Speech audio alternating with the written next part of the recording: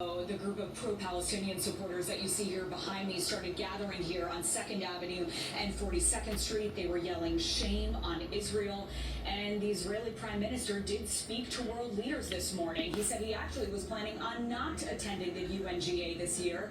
But after he said he heard, quote, lies and slanders leveled at my country at the podium, he said he wanted to come to set the record straight.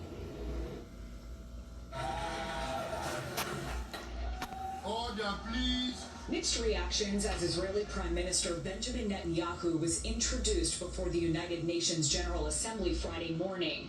Groups of diplomats seen walking out of the room, upset over Israel's military operations in Gaza and Lebanon. Netanyahu defiant, defending Israel's strategy. All that has to happen is for Hamas to surrender, lay down its arms, and release all the hostages. But if they don't,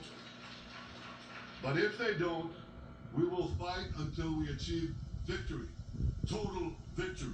There is no substitute for it. Netanyahu also railed on Iran and its proxies. I have a message for the tyrants of Tehran. If you strike us, we will strike you.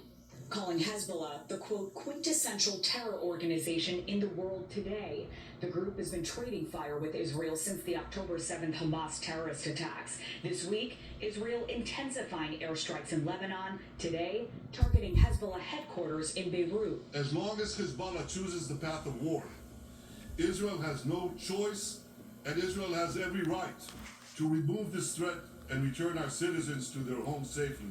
And that's exactly what we're doing. Last night, thousands of protesters took over the streets of Midtown ahead of Netanyahu's speech. Dueling pro-Palestinian and pro-Israeli demonstrators meeting outside Grand Central. Many demanding more from leaders and an end to the war in Gaza. Police arresting more than 50 people. This morning, a more muted demonstration right outside the UN. A dozen protesters gathering with signs, saying they wanted to get as close as they could during Netanyahu's speech. We don't think that a war criminal should be allowed to speak at the UN.